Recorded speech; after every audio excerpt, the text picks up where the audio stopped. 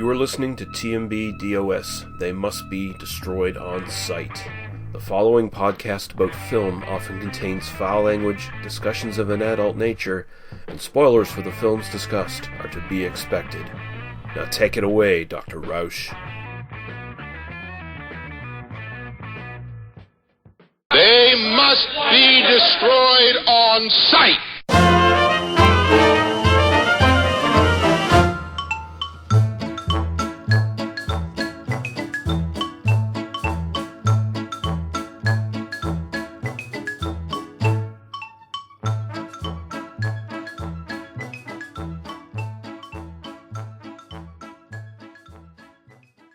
All right, welcome back. It is They Must Be Destroyed on Sight, episode 192. I'm your host, Lee, the Lime host Tiger, Russell. Joined by my co-host, Daniel, this child with tear-aged face, Harper. How you doing, sir? I'm doing well. Right on. Still doing silent movies. Yeah, we're going to be here for a while. Get used to this. Yeah, we've at least got a couple more episodes of silent movies. Yeah, I think we've got probably another month at least. I mean, if not 2 months before we really get to like full-time sound. So, we will see. Bunch of stuff in the 20s we're definitely going to cover. So, yeah, this time out we're going to be looking at Broken Blossoms and Within Our Gates, which are I'm just gonna say right off the bat, not the happiest of movies. No, really hard to. Certainly Within Our Gates is going to be tough to joke about. Broken Blossoms, laughable, not in ways it's intended. I think there's a lot. We're gonna have a little bit of fun with D.W. Griffith here. Yeah. So we're going to do some housekeeping here. First off, I'll just briefly mention, if you're interested, I am on the latest episode of Get Soft with Dr. Snuggles, and we, of course, that's the softcore film podcast from my friend Alistair. We covered Ghost in a Teeny Bikini, which is a Fred Olen Ray, latter-day Fred Olen Ray film with lots of sex and hijinks, and it's not a bad film, actually. It's actually kind of fun, even without all the nudity and banging in it. So, yeah. Nice. And I'll put the link in the show notes for anyone who's interested. We do have some comments here, so we'll try to get through these. These are all from our Facebook this time, so no YouTube, thankfully. How delightful. First off, David Wilt says, one of these days you should review Night of the Lepus, which is, do you know this film, Daniel? I don't know.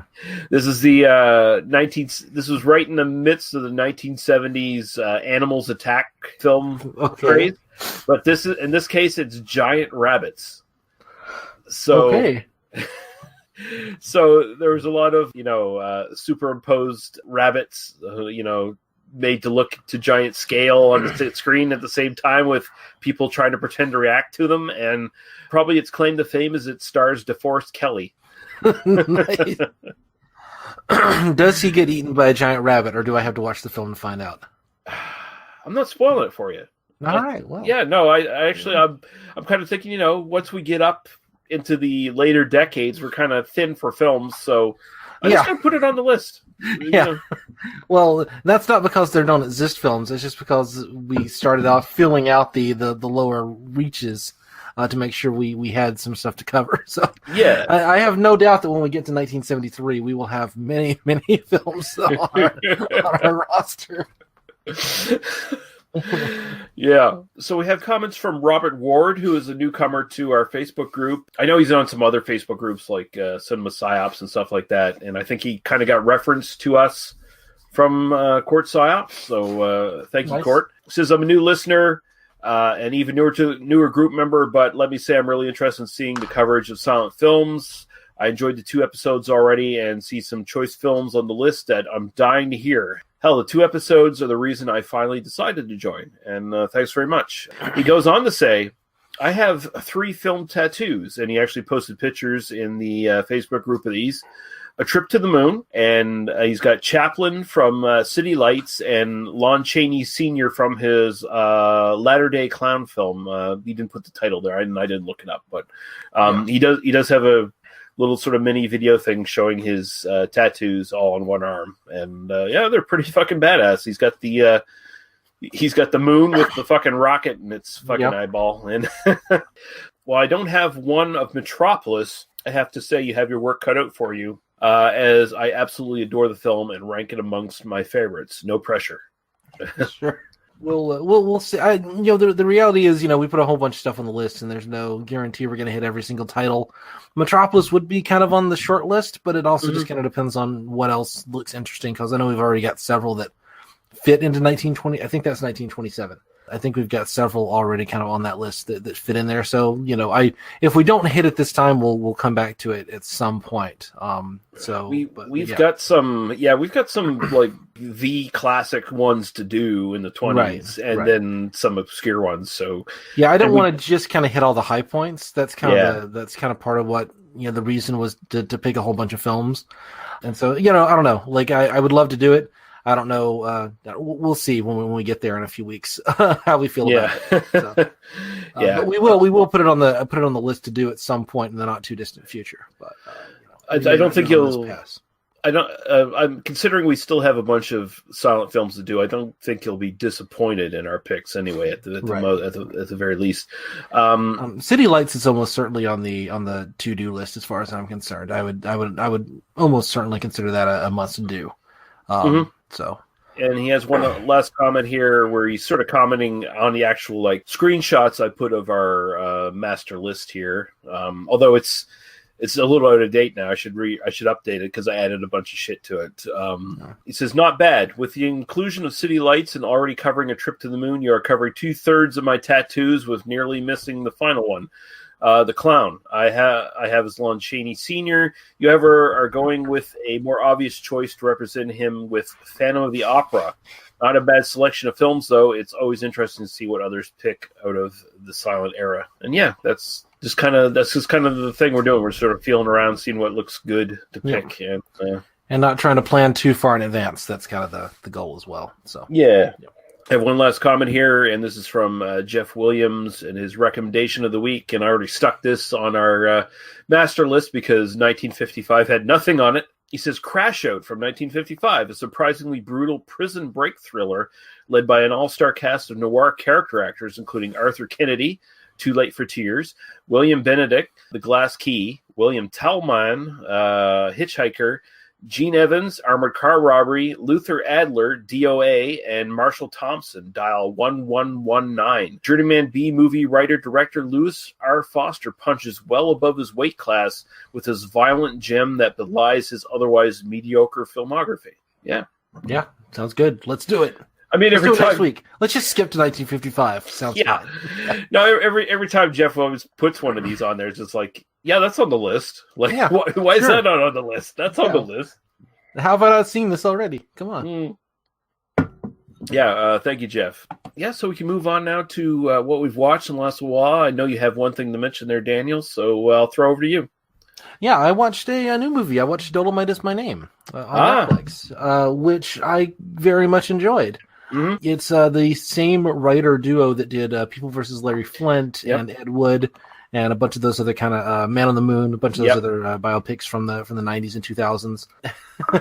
And here's where, I lose all my street cred on this podcast. I have actually not seen Dolomite to date, but I definitely do want to see it. It looks really, it looks really interesting. And it was funny seeing the film and not having seen the film it's talking about the making of, and not really knowing that story, and then kind of gradually realizing, oh, this is from the guys who did, People versus Larry Flint and all that, because it definitely fits into like their formula of how they make films. Yeah, and I've even like read some stuff from them where they kind of talk about their process and everything, and it definitely feels, it feels like one of those kind of big Oscar caliber movies that Eddie Murphy should get an Oscar nomination for.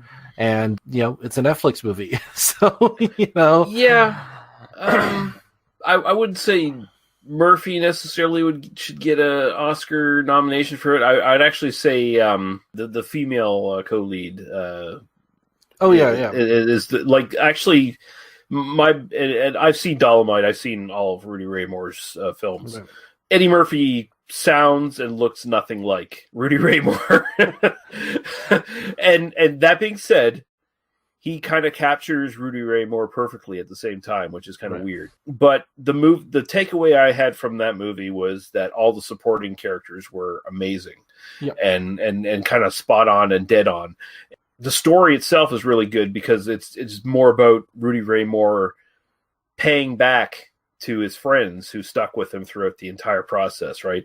And it's not your typical sort of biopic where it's like you have you don't necessarily have the big ups and downs. Like it's just kind of like, Rudy Ray Moore decided to go into comedy and decide to make movies, and he makes a movie and he succeeds, and that's kind of it. That's kind of it.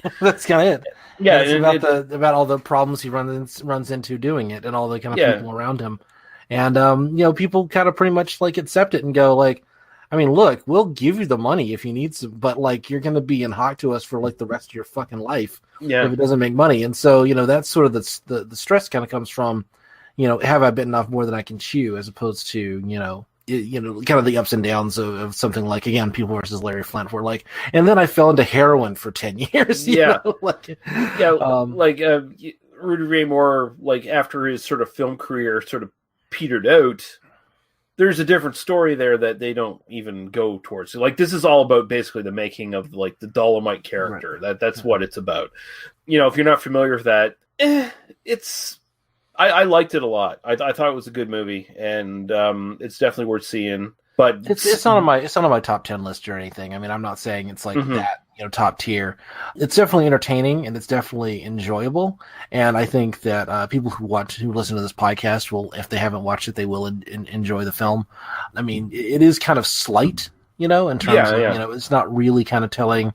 This doesn't really feel like an essential history or anything, or at least if it is an essential piece of film history, as I think it has its place in film history, the film itself isn't really pushing on that element. It's more just kind of telling the goofy story, behind what's happening here. It's especially worth it just for people who don't know Rudy Ray Moore and Dolomite. Like, watch this and then go and watch those films.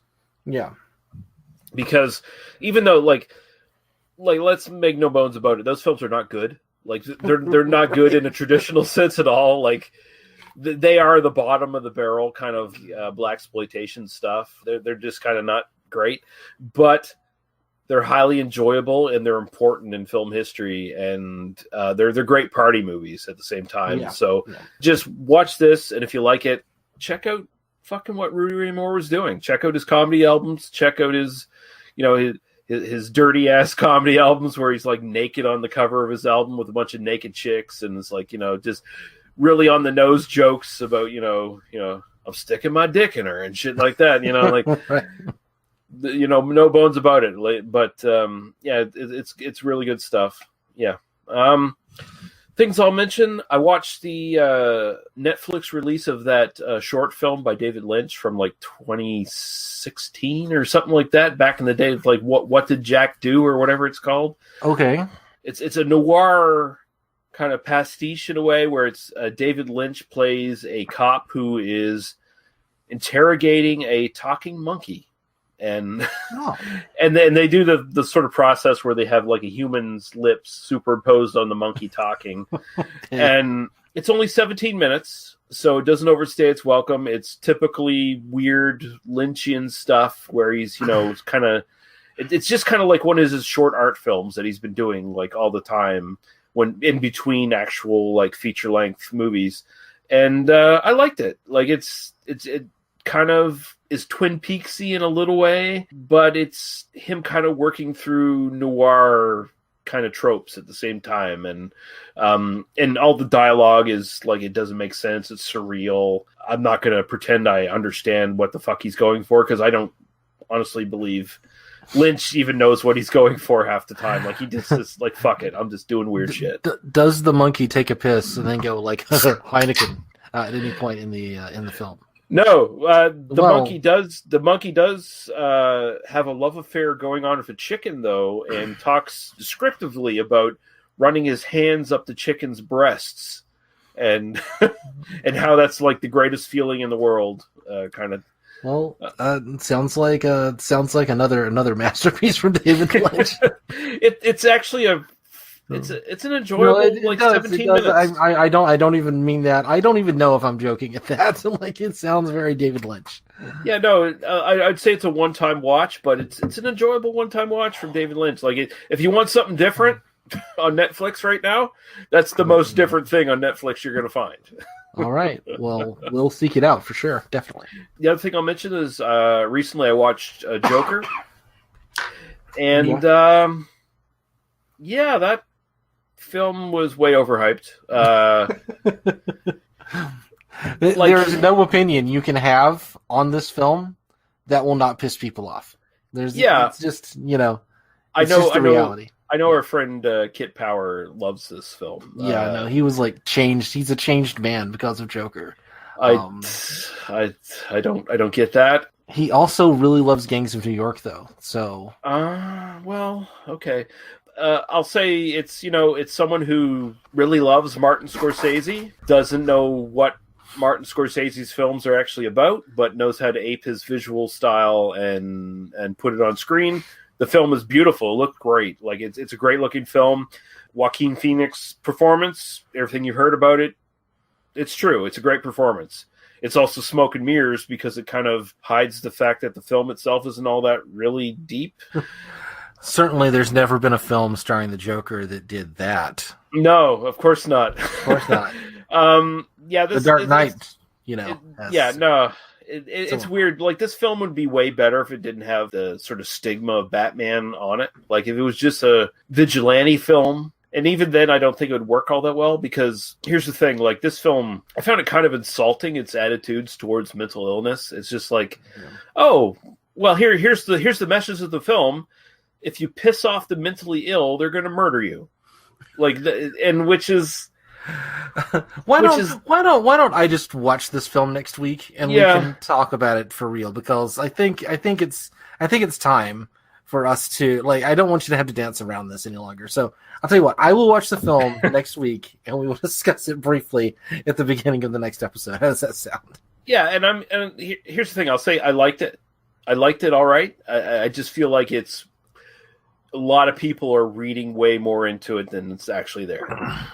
If for better or for worse, because it feels like half the fucking mass media was like really disappointed that a bunch of incels didn't go and shoot up a theater after watching this. Like, oh, don't even get me started on that. That's a completely separate issue.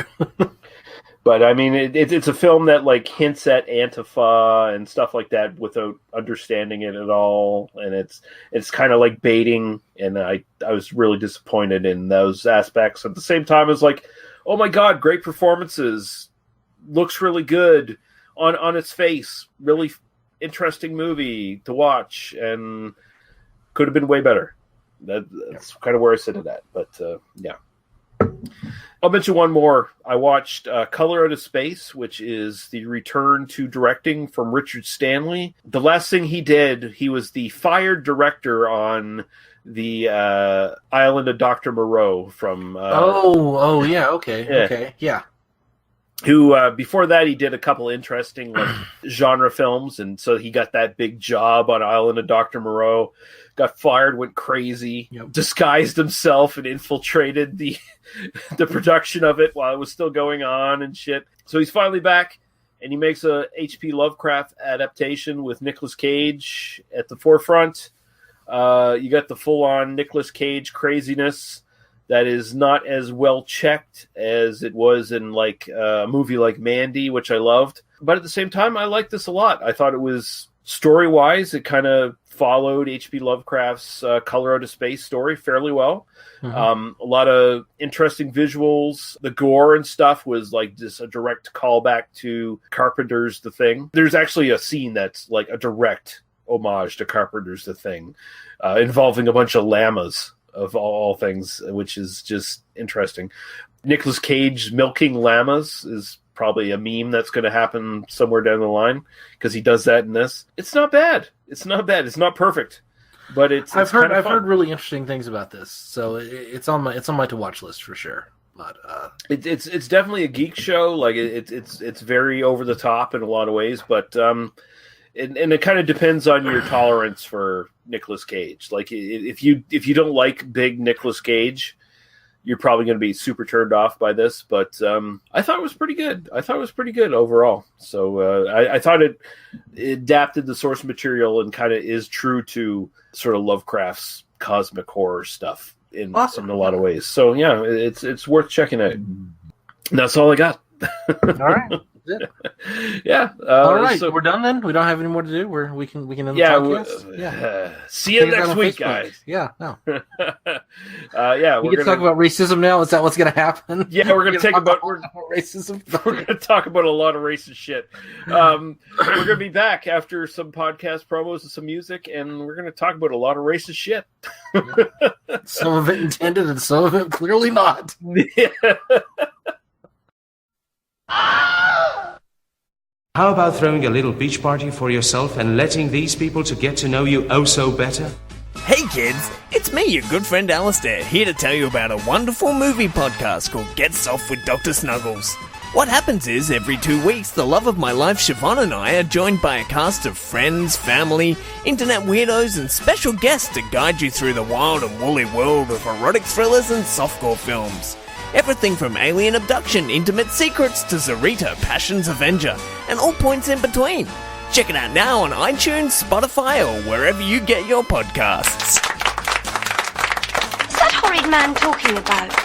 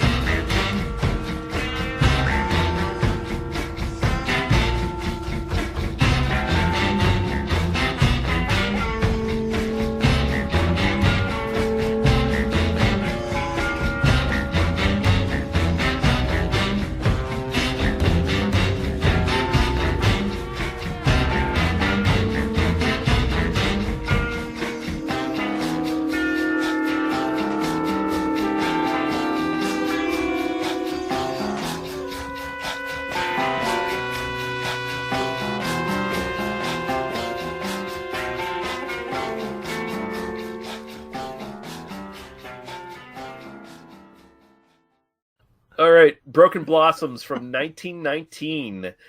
Hold on. Let's just start here. Broken Blossoms or The Yellow Man and the Girl is the actual title. Should I say the other one? Feel free. Go ahead. The Chink and the Child?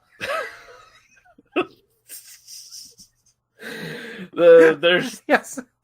I think that's the title of the actual story this is based upon. That's the story that the story this is based on. So, D.W. Griffith, 4 years after making The Birth of a Nation, the film that rebirthed the Ku Klux Klan, just in case anyone's keeping track at home, said, "You know what?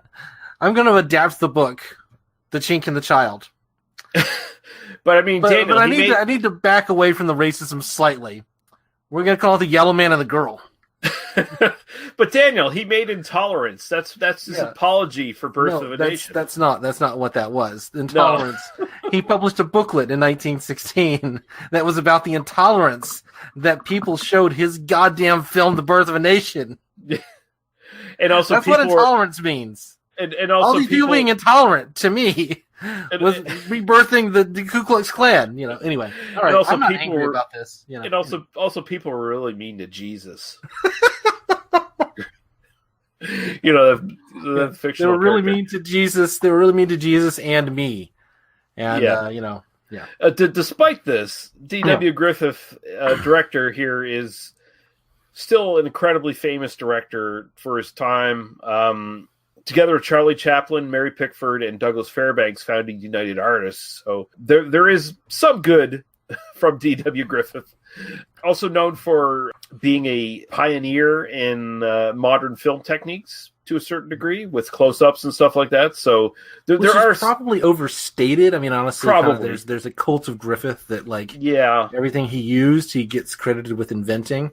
And if you're serious film scholars, can debunk almost all of that. But he was a huge blockbuster filmmaker who was using these techniques to make massively important films, and so it's worth talking about. I kind of knew this one. Sorry, go ahead, and we should actually introduce the film, I guess. Yeah, I was going to say, although this is kind of like the end of his blockbuster run. He after this, he'd never made a film that was Intolerance was a failure commercially, and he never made a film that was more successful than Intolerance after this. So, right. Which karma, bitch. Although probably not really in that era. Writers Thomas Burke, who did the original story, and of course D.W. Griffith. Lillian Gish as Lucy, the girl, and she's incredibly famous, known as the First Lady of American cinema. 75-year career from silent era in 1912 through to the late 1980s. Yep. Known for her acting techniques, which were very influential, where she put more nuance in the way she acted as opposed to the more theatrical acting styles of the time, and kind of helped the jump from stage acting to what we know as cinematic acting these days. From the silent to the talkies. She has 63 films before this one, by the way, which is fucking crazy. And she went on to have her working. You'd you'd make a movie in 3 or 4 weeks and then just move on to the next one. That's how you worked. Yeah.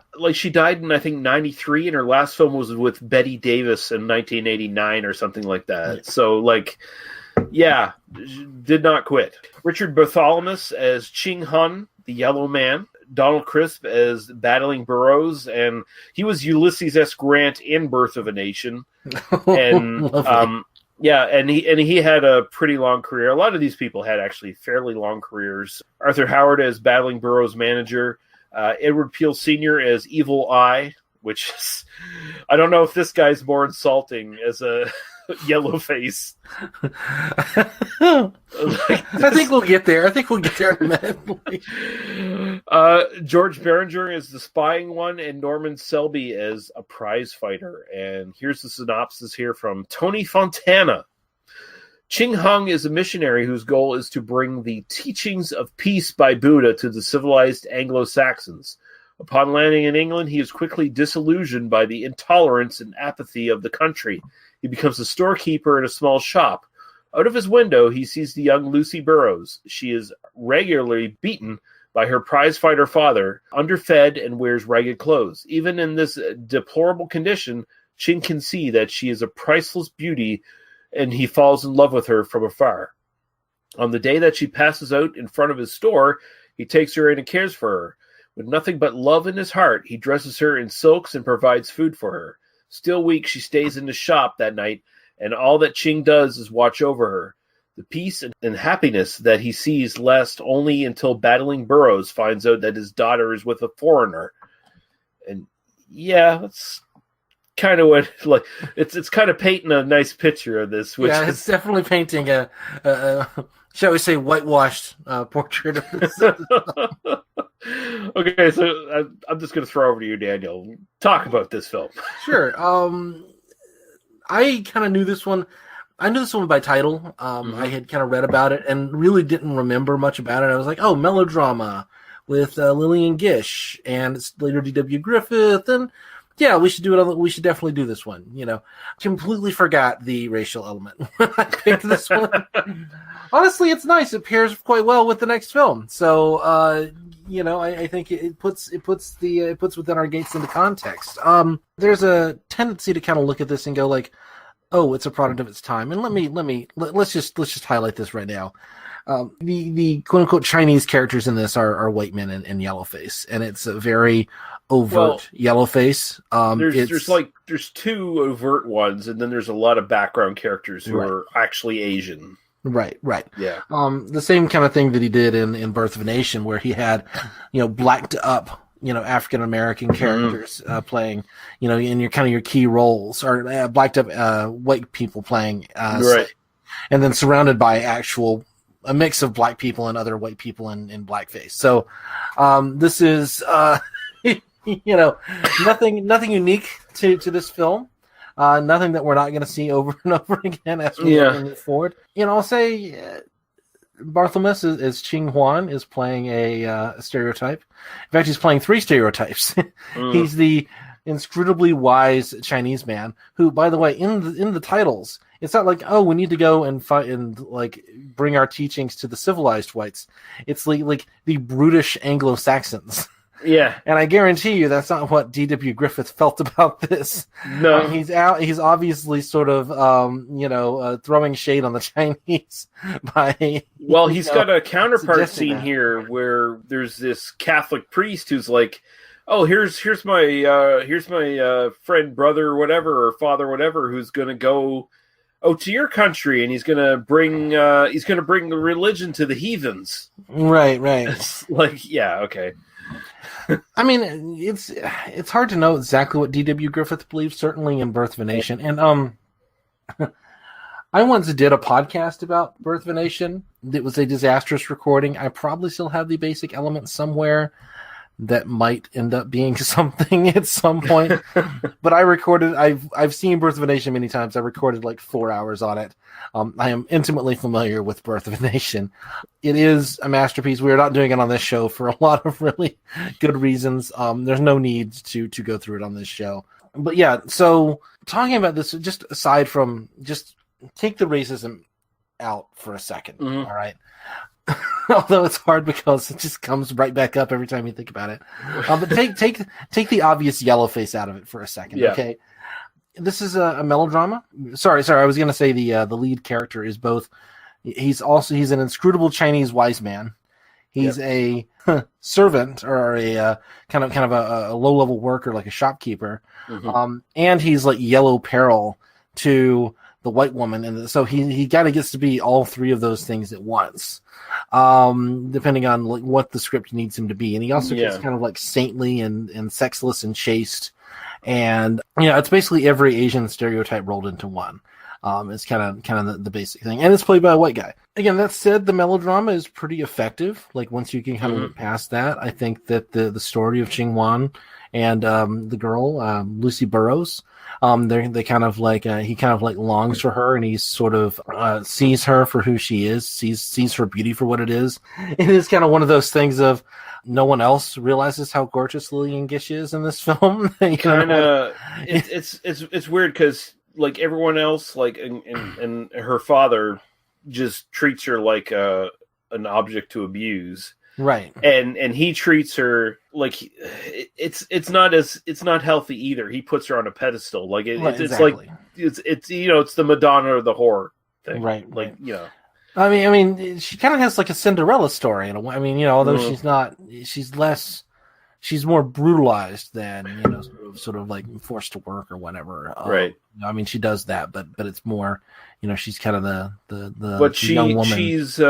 She's stuck in a situation though where it's like the hookers reject her. Like it's like, you don't want this life. Stay away from us, girl. And she has nowhere to go. Like she is stuck being subservient to her abusive father, and that's Right. kind of like where she is. Yeah. Right, and so it puts her in this situation, and then like kind of the only person who sees her for anything is this, again this Asian immigrant, and so you can kind of view that as a sort of like working class, kind of examination of the realities of kind of racial relations among the lower class, among the underclass, and sort of a recognition of certain realities.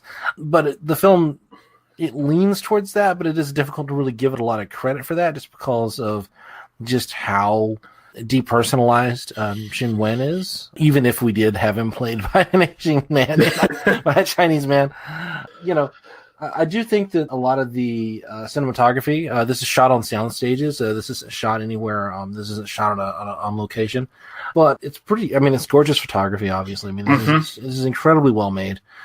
A lot of the lighting going to kind of come back to us when we start doing film noir. It was kind of like rediscovered. In some ways, it's kind of leaning in that direction. And so it's easy to kind of view this as kind of an early example of film noir, although obviously it's not really kind of doing the same kind of thing. It's shot very similarly to that. I would imagine Fritz Lang saw this film at some point, right? Yeah. Did you watch the version of this where it had the different color tints? I did, yeah. Yeah, okay. Yeah. Yeah, no, I watched the version. I mean, all of these we're going to watch for a while on YouTube. So. Yeah. In fact, there are a couple of different versions. The version I watched did have the color tinting, and I mean, it looked gorgeous. I mean, I had no problem watching the film. When we get to Within Our Gates, we'll talk a little bit more about that detail. Yeah.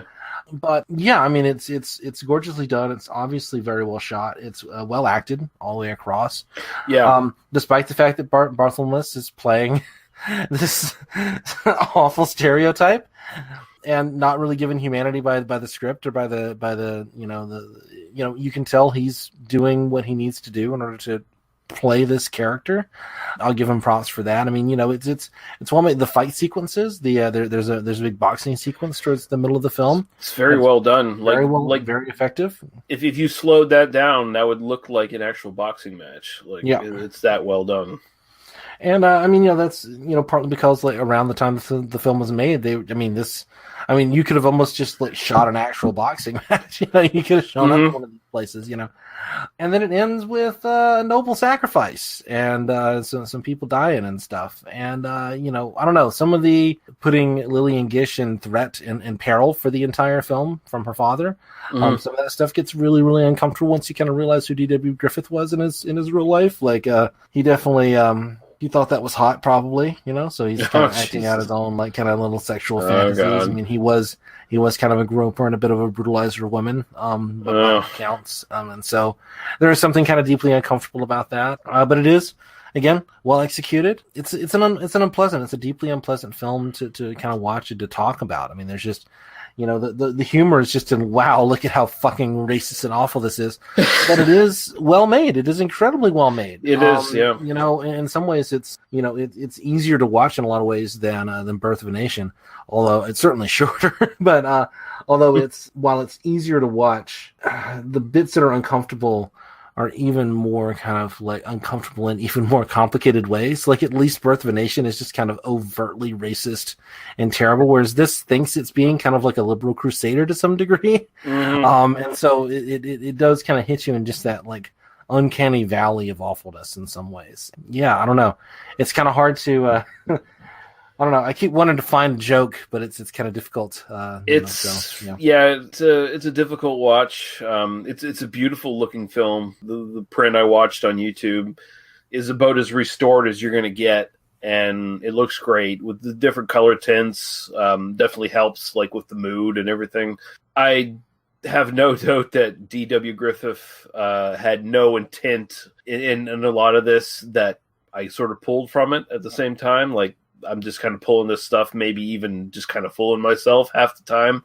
But I mean, the interracial love story is definitely, it feels a little progressive for this time. Like, I think maybe this is probably the first interracial love story on film. Yeah. Yeah. And the sense of equality and the sort of economic squalor of the Limehouse, where like whites and Asians are all kind of the same class, where they're all sort of coexisting. And there doesn't seem like, at least in this film, it's not portrayed like there's a lot of racial strife necessarily between them, which is interesting. But in today's context, it's hard to watch this and go, oh, yeah, this is kind of cool. Like, no, it's not cool. I do like Battling Burrows, though. Like, just the acting alone. Like, Lillian Gish and the guy who does Battling Burrows, Donald Crisp. Yeah, they are far advanced over everybody else in this film. You can see Lillian Gish had, 63 films before this, and she's a fucking seasoned actress, and she's great. And a giant movie star at this point. Yeah. I mean, like, possibly the biggest movie star in the world, certainly female movie star at this time, might have been Lillian Gish. And she's fucking great, and Battling Burrows, one of his ears, it's not only cauliflower, it's nearly torn off. Like, it's hanging off his head, basically, and which is great. He looks like Bob Hoskins if he was Frankenstein's monster or something like that. I love that. The closet scene, which is probably one of the most famous scenes in this, not only because it's just startling to watch.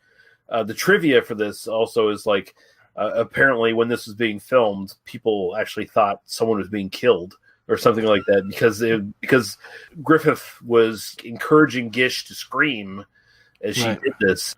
But I was watching this and I couldn't help but I don't know if Kubrick was influenced by this, but this felt like Shelley Duvall and Jack Nicholson Shining. Like, like there's an influence there. And I'd even like go as far as to say like Michael Myers going after Jamie Lee Curtis in the closet in Halloween. It seems like there's kind of connections there. Yeah, there's a lot of stuff in this that's really good. The film overall, like, there's a lot of stuff in this that's horrible, but I feel like it's a super important film, and even more so than like Griffith's earlier films. Like I feel like there's some really good stuff in this that's worth championing. Well, some of the shots of the of Xing Wang looming over Lillian Gish, which was supposed to be him, like, sort of paternalistically protecting her, but with this, again, kind of yellow peril lighting. And, like, it's really hard to understand what Griffith is doing in some of those sequences. Well, yeah, he looks like Nosferatu. Like, he does.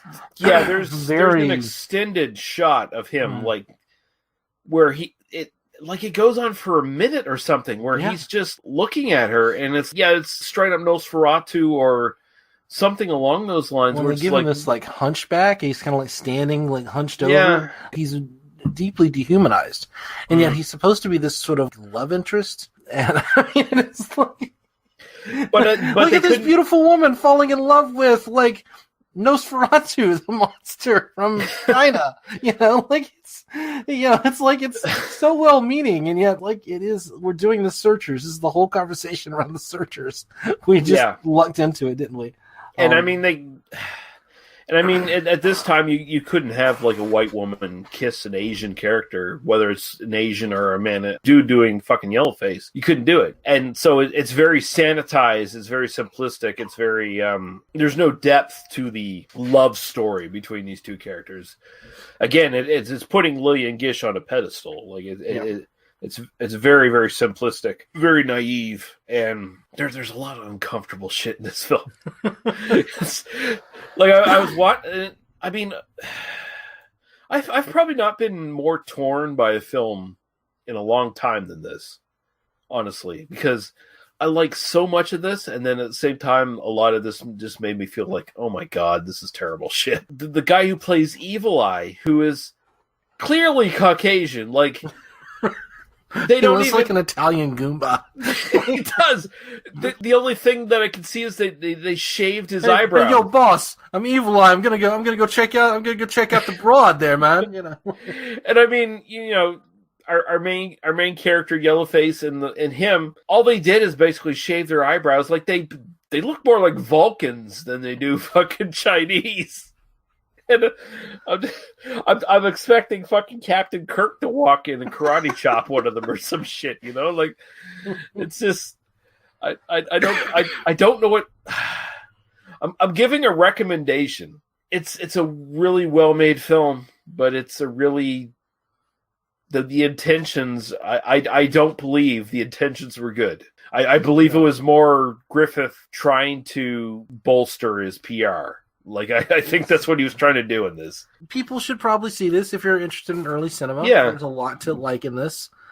There's a lot not to like. It's not a particularly good film, but it is possibly a great one. Lillian Gish's performance in this is great. Like, it's fucking awesome. And the guy who plays Battling Burrows, he's fucking amazing. Like, those performances are great. Like, you can see how progressive those performances are, just in the sense of cinematic performances. Like, they're head above everyone else in this. Like, the guy who plays the guy who goes upstairs and notices that Lillian Gish is in the upstairs room and then tattles on her. Mm-hmm. That performance is like the theatrical, oh boy, jumping around performance, which is just night and day from Gish and Battling Burrows. Like, it feels like it's from a different movie, at this point. Yeah, no, watch it. Definitely watch it, but just understand, as much as it might want to pretend its intentions are in the best place, it's probably not. And Griffith has this kind of, hugely stated kind of history, like in terms of like you can't understand silent cinema, you can't understand the history of film without, Griffith like invented all this stuff. And again, like people who get into this stuff, and you and I are not experts on this era, right? No, he did not invent all of this. He is not like the most important filmmaker of this era. He is one of the big blockbuster filmmakers. He made the highest grossing film of all time for 25 years, Birth of a Nation. Wait, are you saying he's the Michael Bay of silent film? He's a bit of the Michael Bay, yeah.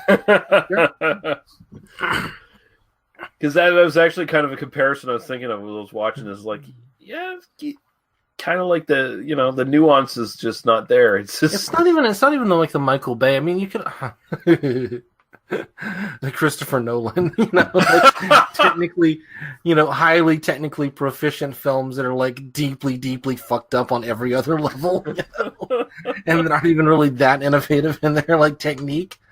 Like, look at the action choreography of The Dark Knight sometime. I promise you. Like, try to storyboard that shit. It doesn't work. Anyway, moving on. We've shit on that film twice in this episode without even trying to. I think we can move on from this. People kind of get where we're going at. And there's just, one thing about this, particularly compared with Within Our Gates, is there's just not much to it. Mm-hmm. Like, it feels very like it's it's well shot, it's well made, it's well acted. Particularly Gish and Crisp are amazing. You walk away from it, and for me, it's like, okay, what happened in that movie?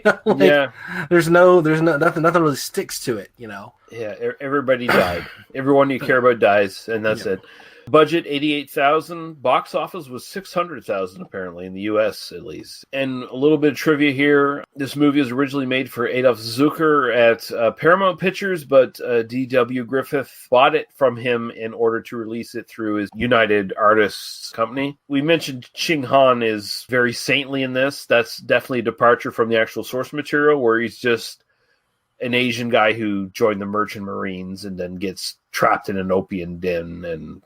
God, right, I forgot the opium den. Jesus Christ. Yeah, like there's a lot of that. There's even a scene where it's like, and then the Chinese man finds his true place in the world, and then it cuts to opium den. It's like, Jesus Christ, D.W. Griffith. There's so much like implicit racism in this. I forgot the explicit racism. Like, that's the level of racism. The only makeup Richard Bartholomew used in order to appear Oriental was a very tight rubber band stretched around his forehead, pulling his facial features slightly upwards, and of course his cap covered that. This film was a hit at the box office, earning United Artists a profit of $700,000. So that's actually a conflicting number to the $600,000 for the U.S. I'm assuming maybe they like included in foreign takes or something like that. But or there are multiple sources. Nobody's really keeping track of nobody was keeping track of box office receipts in this era. And there was stuff is estimated at this point. And there was a UK remake in 1936 of this, apparently. So, which I'm sure is far more progressive than this. I'm sure. So much. I'm just going to leave that there. We can just move on. Hello, love. Hey, is that an Asian? I'm here from Shanghai, love. Oh, I love the cards for this too, where it's get out of that closet. You're like, well, and it is. I mean, it is. It's even like racist against like the lower class white people. Like it has to give him this like pidgin English. Whenever he's being violent, like yeah, you get in the closet. He's like talking like Popeye the Sailor Man. Right.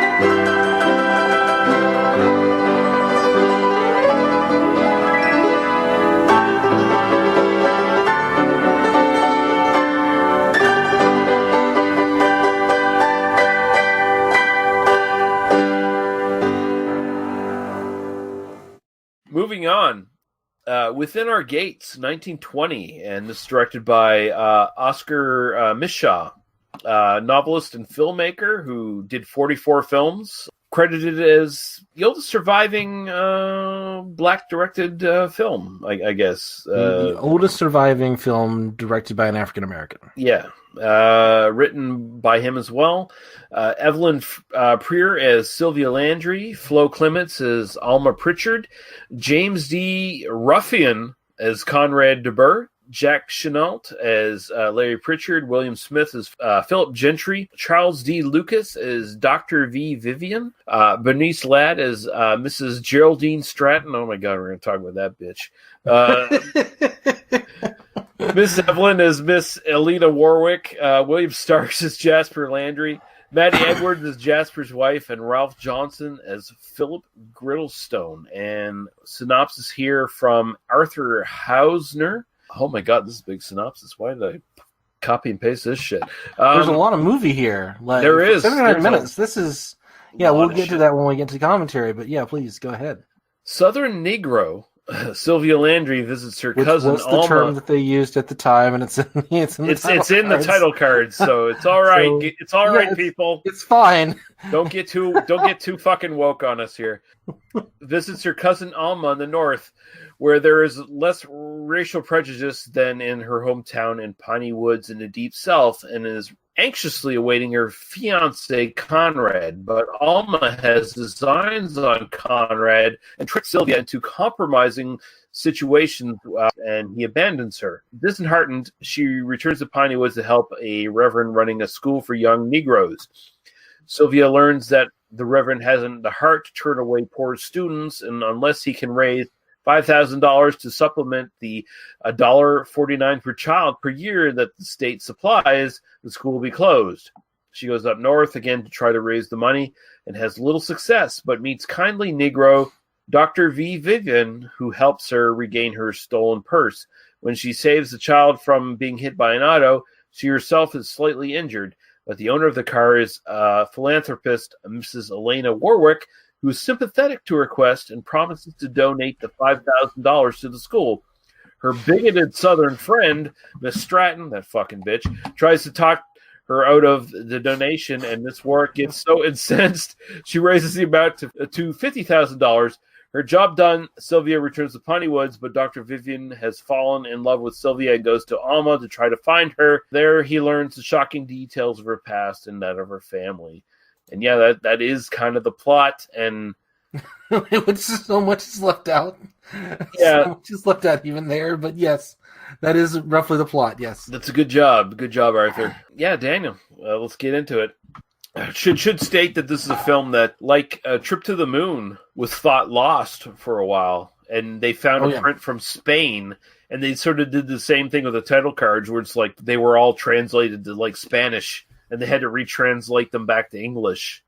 And so I'm assuming we probably watched the same version on YouTube. There are a couple of different ones on this. So which one did you watch?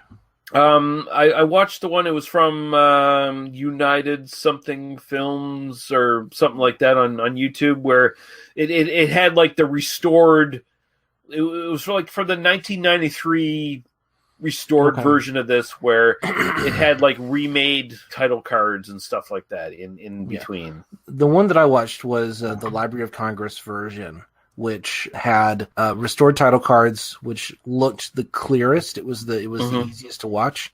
It looked like the most kind of cleaned up version of it.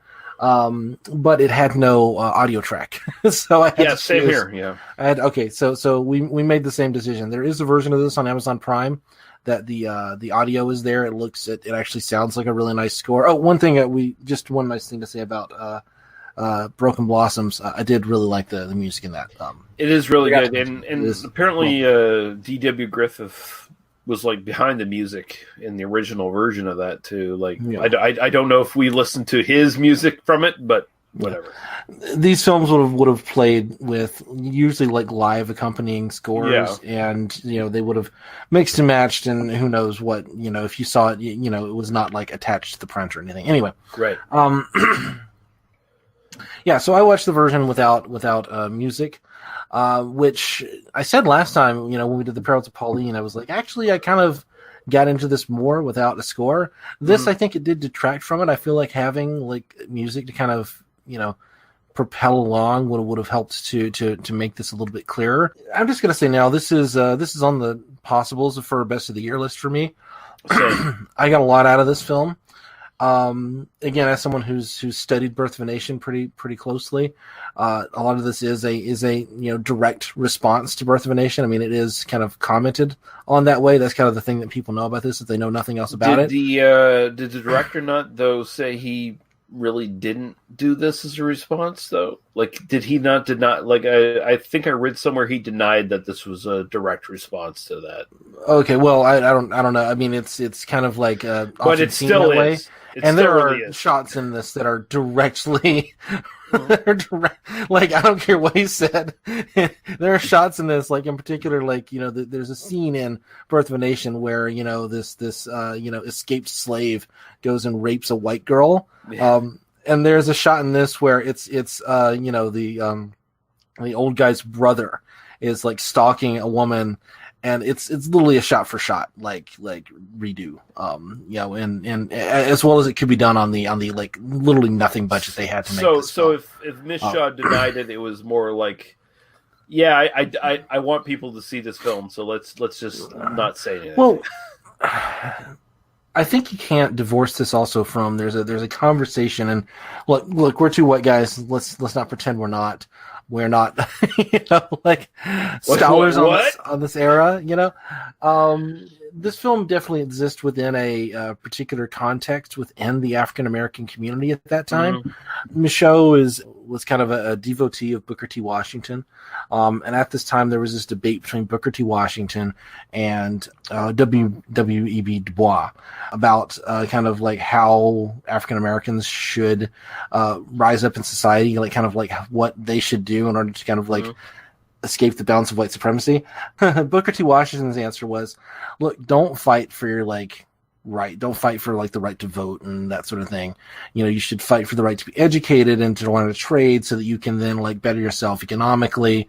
And, you're going to rise up through the generations by just being able to work. And so it sets a kind of second class citizenship within society, so long as you get to, have economic opportunities. And there is absolutely, if you're an African American person in 1920, there is certainly a case to be made for I don't really care about nothing I do. No voting is ever going to do anything anyway. But having economic opportunities and working within our own communities is going to allow us to this is absolutely a point of view. Okay, you can see the logic in it. I definitely can. Yeah. Whereas Du Bois was like, well, what we need is, our social rights. We need our voting rights and that sort of thing. And then we need a class of black intellectuals, the quote unquote talented 10th, which will lead the other Negroes into the. So both of these guys have their issues. Let's put it that way. Well, and all those viewpoints are actually kind of discussed in this film. Exactly. Yeah. This is and so you can't watch this film. I mean, you can watch it and kind of enjoy it, but I mean, for me, watching it and kind of having an awareness of, kind of where the conversation about what we would later call civil rights would mean. This film is absolutely in conversation with that, and it is in conversation against a white supremacist society and against a deeply, I mean, the title card of the opening title card is this educated Negro woman exists in the North, where they do not suffer the racism implicit in the South, despite lynching every now and then. Yeah, so it's not quite as bad. There, Micheaux. Yeah, doing your thing there. I see what you did. Yeah, that's great. That said, I mean, there's a lot in this film. Criticism, I think there's just a lot of movie here. Micheaux at this point was known as a novelist. He had written several novels. This is his second film. The first film is, of course, lost. Unfortunately, I don't know that any of that film survives. Because I was reading about that. I was like, why aren't we doing that one? Oh, it's gone. Yeah, no, that's kind of the problem. No, this one is his second film. It was not a novel first, but it feels like it has a lot of the intertextual kind of connectedness that a novel does. I mean, there are just a lot of players, there are a lot of moving pieces, there's a lot of stuff happening, and it's just really kind of confusing. And I think that's partly because we're seeing it 100 years later, and we're not used to sort of the patterns of silent cinema. It's also missing a couple scenes from what I've read. It's missing a couple of scenes, which are not. I mean, It would be nice to have those scenes, obviously, but I don't think are kind of like essential to, like, because we get a title card that kind of explains what happened in the in that, like, there's like 3 or 4 minutes missing, and it's basically just like dude runs away to South America. Yeah. Like that's kind of the story. But I do feel like there are a lot of people in this, and there's a lot of kind of stuff moving around, and it's very easy to kind of like look away for a second and then look back and suddenly go, hold on, who is this person again? And I think that's just it's a very texturally rich film. And so I think it will reward rewatching, and I am planning to rewatch this. And I kind of did rewatch chunks of it before we sat down to record. That said, I think it's exceptionally well acted. It's well directed. This is one of those things, again, made on a shoestring. 4 prints of this were made, period. 4. Wow. And so the fact that one of them survived is I mean, it's a miracle. It's a miracle, and it does show, I think, to some degree, that it was played often enough, that there was an audience enough for it, that somebody hung on to it for it to have even ended up in a vault somewhere. So it does speak to, like, people kind of responded to this positively even at the time. But yeah, no, there were 4 prints of this ever made. So what we have is all we're ever going to get, right? Yeah. I like this a lot. I thought it kind of felt like if Spike Lee was making films in this era, this would kind of be a film he might make because it was so complex. Yep. Because although it is about race relations between blacks and whites, that's just kind of a side thing. It's much more interested in looking at the sort of class divide between various sort of castes in the black community at the time in America, where specifically it sort of looks at the divide between darker skinned versus lighter skinned blacks, where there's a lot of mixed race blacks in this. Yep. And including, it turns out, our protagonist. We found out at the very end. Yeah, like there's a lot of complex shit in this that is just like, wow, you plotted that out, and that's fucking great. I mean, this is a film made for black audiences. This is not a film. I mean, you and I are watching it again 100 years later, but it's not made for us. Not just because it's 100 years later, but this isn't made for a white audience, like, at all. No, like, I mean, it's made for an African American audience, and it's contemporary of the time. Like, it presents a contemporary black society in North America, blacks striving for bettering themselves with their sort of newfound freedom in the North. Like, it sort of really sort of hits on that, and it's like it's interesting that it's like all the black characters are sort of presented as, even in the flawed ones, they're trying to better themselves. They're trying to, like, get educated, get better in society. Well, even the ones that are, like, kind of openly, like, kind of betraying their people and selling their souls to the white men are kind of portrayed as, like, well, what else are you going to do, right? I mean, this film, not what else are you going to do. It's not. I mean, they are not slotted in the film, but it is, like, it's seen. It's like, yeah, this is an option available to us if you if you want to be successful. They might decide to murder you just because they can't find the person they want to murder, but that's an option. It is an option. When you get to sort of the backstory between our main protagonist, there's a character that parodies the host Negro thing with the exaggerated acting as well. With like the oh yes, a master kind of shit, like it does that, like it parodies it, like it's knowingly like fuck that shit, and it makes fun of it, Well, we had the preacher character kind of earlier in the film who I think we were going to talk a little bit about the genteel Southern woman who's like, oh, these people, they don't need an education. What they need, you just pay that old Tom there, $100, and he'll make sure to keep them in line for you. And then it cuts to the preacher, and then the preacher is literally going like, no, we just need to obey the white folks, because if we obey the white folks, God's going to like us more. And then it turns out he's in the pocket of, like, the rich industrialist white people. I didn't get that. Okay, so first off, the big racist woman in this, Geraldine Stratton, who is against women's suffrage. Because she's afraid black women might get the vote. Yeah. Holy fuck. What the fuck is that shit? Which is not at all an uncommon perspective in this era. Like, she's not only a fucking and in racist. fact, even the pro-suffrage forces, one of the common arguments is like, look, the black men get to vote, and clearly we white women are superior to them. Oh, God. So she's not only, but the thing about this fucking bloviating bitch is she's not only a fucking racist, she's a fucking classist. She even looks down on her fellow white people. Yep. Anyone working in labor is beneath her, and in her opinion, that's their proper place and that's their purpose. They have no right to better themselves. Yep. And Jesus Christ, one of my most hated film villains ever. This piece of shit. She is fucking garbage. I wanted to see her hung at the end of this film. That would have been beautiful.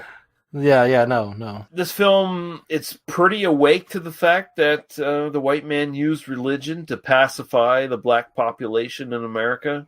Yep. To control them, offer the downtrodden a better tomorrow in the afterlife. So, mitigate the suffering of your current life where you're, subservient to the white man, But in the end, Jesus is going to accept you and you'll go to heaven or whatever bullshit. You get spiritual rewards based on your suffering here.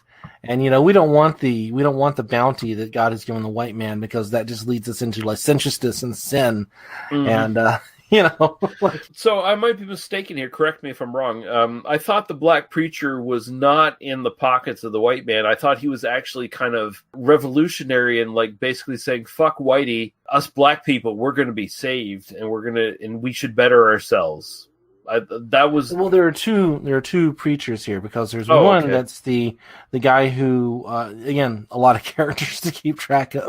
There's one who's kind of the protagonist, who's running the school and who ends up marrying. So he's our good guy, right? There's another preacher who's the one who's saying. Who has that kind of like big sequence in the middle of the film where he's, kind of in front of the congregation, and like the congregation is, half of them are asleep and then half of them are wrapped, and half of them are wearing the worst makeup I've seen in a film. And the worst, no. There's I have to wigs. Like pull off the old man wigs and be like, no, actually, I'm 30 years old and I'm going to kick your ass now, No, and then we get a shot of like kind of him like kind of hanging out with the kind of the I guess the bankers or the industrialists or whatever, and he's sort of like feeding them the same line, like, oh, don't worry, I'll keep him in line for you, And there's definitely a sense of he's in this for the money. I don't think we actually see money changing hands. And so I may be mistaken on some of the intricacies there. Again, there's a lot in this film. That's the thing. Like, I watched this twice and I was like, there's a lot of shit going on in this fucking film. I kept having to rewind, 2 or 3 minutes and then watch again and then go, oh, that's the thing. That's the bit I was supposed to catch there. And unfortunately, there's not like a detailed, like even the like plot summaries on Wikipedia and stuff don't really capture everything. It's all kind of very they really don't. Like this is super fucking complex, and it's like, and it's only like a 79-minute fucking film or whatever, and it's like, what the fuck? Like I can, and this film was like highly censored at its time. Like it took a while to get released, and I can kind of understand why, because I'm sure a couple of white people in the censor board saw this and like, Jesus Christ, we can't let this fucking get out. Particularly when we get to the final third, which I think is what people remember about the film. If people kind of remember anything about it, I mean, look, it's kind of it kind of fits this. It's a bunch of different genres just kind of mashed up into one. Like it's melodrama about a woman trying to raise money for a school and like finding a wealthy patron who will like kind of take care of things. It's kind of a crime drama because it's got this, criminal subplot about this man who was courting our protagonist or trying to court her, but she's got this kind of beau who's traveling, who's like an explorer, kind of a naturalist or whatever. And he ends up killing a guy, and then he's on the run, and then there's a detective who's looking for him, and then he ends up threatening our hero or heroine with blackmail. I'm going to release the details of your past if you don't if you don't give me, money and let me escape and all that sort of shit. And then there's kind of a battle of wills there. And then, and then we end up with sort of like, there's just kind of an interview where like the man, this preacher who's kind of running this school, Dr. Vivian, who our lead, and I'm gonna pull her name up here. Sylvia, Evelyn Creer, who is great in this film. And she would go on, and unfortunately she died in 1932, giving birth. But she did quite a few more films after this. So maybe we'll try to throw some more Oscar Micheaux, excuse me, and maybe Evelyn Creer. We'll bring some more of them back. Sounds good to me, man. And certainly some Oscar Micheaux. I think that's going to be an essential because he made films all the way into like the late 40s was the last. 1948 was his last film. So we should definitely throw at least one or two more of those onto our list. But then we get the story of where we learn this like secret history, right? And the secret history is sometime in the past, which is probably only a few years ago, because Sylvia is, you could say, oh, she was a teenager and they just didn't like de-age her with makeup or whatever, it's a super low budget film. It's really not like clarified. Her parents had raised her from when she was a baby. She wasn't really their child, but they raised her. And then at some point she had her school paid for. So her family were these like dirt poor black laborers, like completely illiterate, probably former slaves, or it's entirely possible. If you say that happened in, say, 1910, we're only 45 years past the Civil War. It's very possible that they were like children, who they were slaves as children. And then come on, Daniel, slavery ended as soon as the Civil War did. Right, clearly, obviously. But then the story is that they one day he's going off to pay this kind of rich industrialist banker, like landowner guy, like some money he owes him. And then the guy gets into an argument and tries to cheat him for out of his money. And then this third guy, who's like this southern asshole shithead, who hates the industrialist or the landowner because he's also cheating all the white people around, kills the industrialist, kills the landowner, and then the black man gets framed for it, and we even get to see this like little Rashomon sequence where like then they tell the fake story of how this guy actually fired his gun multiple times and beat the shit out of this guy. It's fucking amazing, the stuff that he puts into this. And this is literally everything I just described to you begins at like an hour and 5 into this hour and 19-minute film, like it totally surprised me. Like there's so much in this goddamn movie. I was totally surprised. Like I did not expect to see this happen. I was like, what the fuck?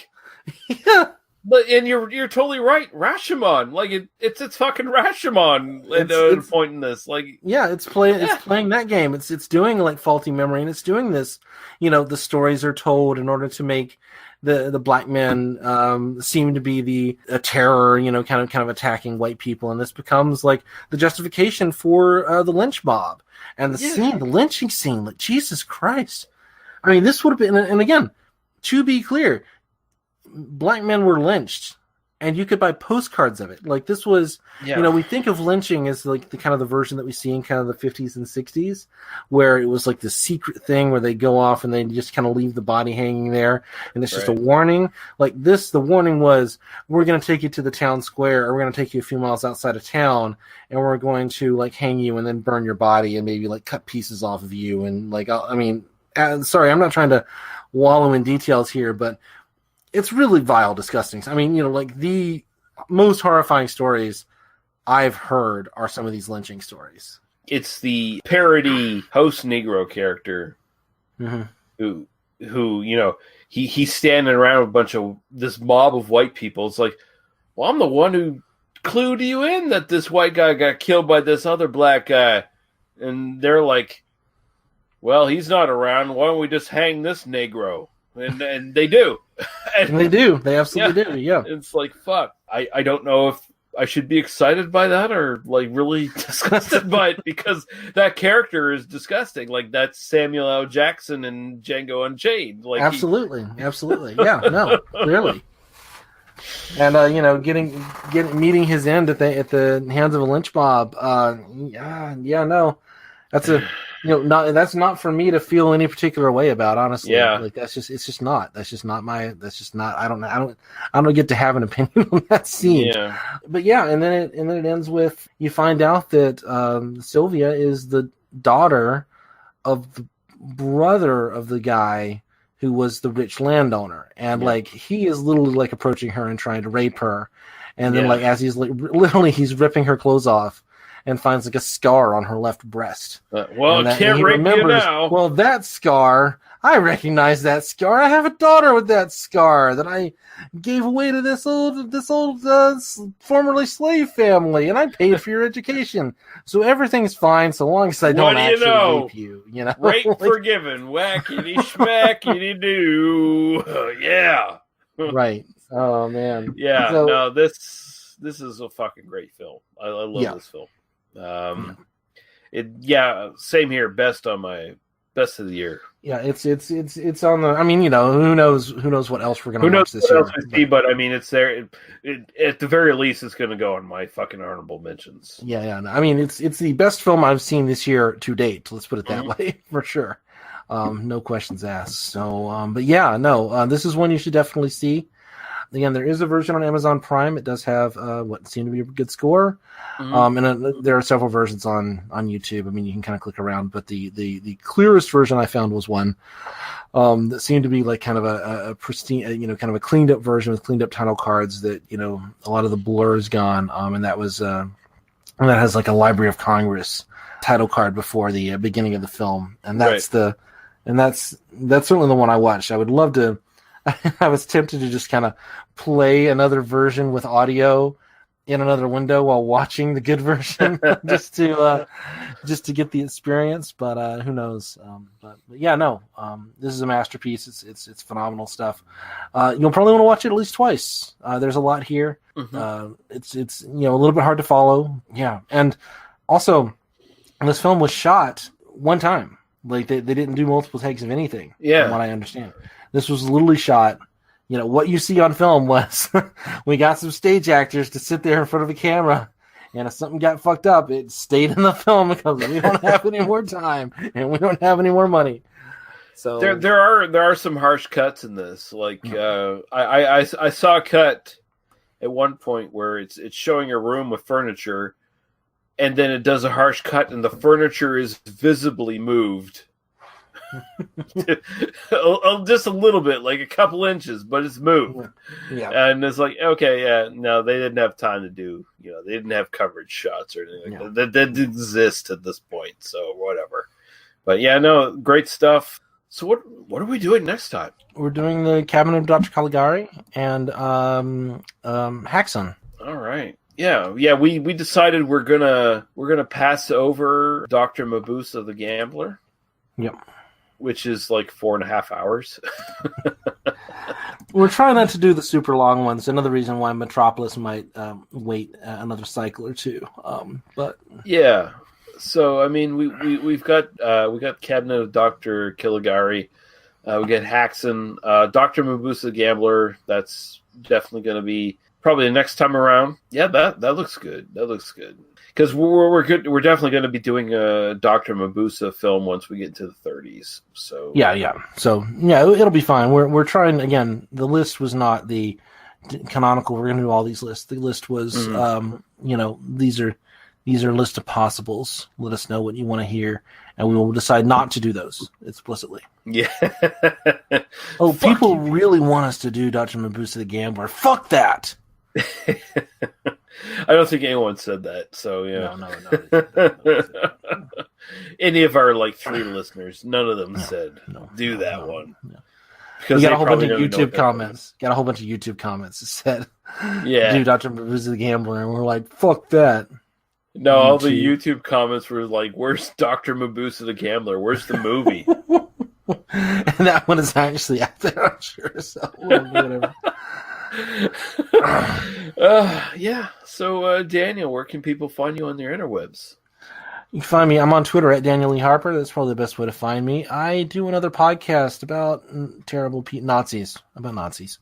Mm-hmm. It's cut on to speak German, and I can't imagine you don't already know about it if you're listening to me here. But if you don't, and you want to know about the Nazis of the 21st century, go listen to it. Yeah. And you can find us at tmbdos.podbean.com, where you can find our Apple Podcasts, YouTube, and Facebook links. Join the Facebook group. Best way to get in touch with us, find out what's coming up, make suggestions and stuff like that. Like, over the last couple of weeks, people like Jeff Williams and David Wint, or whatever his name is, made suggestions, and they're on the list now. They're on the list. They're on the fucking list. So, not to say we're going to do them, but they're on the list. No, we're definitely not saying we're going to do them, but maybe the next time around we'll do them. We're going to make a list, and we're going to keep checking it, and then we're just going to do whatever the fuck we're going to do anyway. So. Maybe in 2022, we'll finally do the film you suggested, because we'll put it on the list, and we'll get there to it. We'll get there eventually. Yeah. We might do Night of the Lepus in 2022, or 2025, or 2035, or who knows. You stick with us, guys, and you'll eventually get there. There's no Patreon. Lee is very drunk right now. I am very drunk. Anyone who is not aware of this, listening to this podcast. Lee, literally about 5 minutes ago, Lee went from I am here with you, I am listening, I am responding, and then he just kind of the lights went out just a little bit behind his eyes, and he was done. So, wow. Listen, people, just listen for a second. I'm listening. We're with you guys. We're with you guys. 2025, we'll have your movies covered eventually. It's going to happen. We don't give you instant satisfaction, instant gratification. We prolong the satisfaction. That's what we do in this podcast. Yes. We give you the tantric sex version of podcast greatness. Is what we do. We are the Sting of podcasting. Although as opposed to all those other podcasts, which are the Phil Collins of podcasting. Although I'm pretty sure Sting's whole tantric sex thing is kind of bullshit. But well, yeah. I mean, let's just go with fantasy. We're the Sting of podcasting. We give you the long sex. That's what we do. We give you the long sex. And we'll be back with more long sex next week. And until then, thank you, Daniel. Thank you, people, for listening. And just, keep your boners or your vaginal boners ready, because we're coming back to strike them next week with more silent film.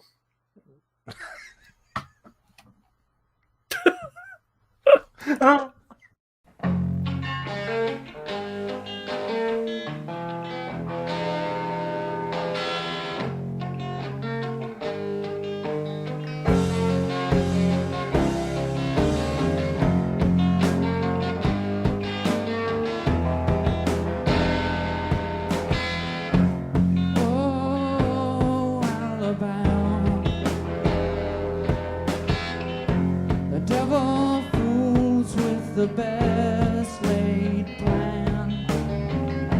Swing low, Alabama. You got the spare chain. You got to feel strange. And now the moment is all that it can. Alabama, you got the weight on your shoulders. Let's breaking your back. Your Cadillac has got a wheel in the ditch and a wheel on the track.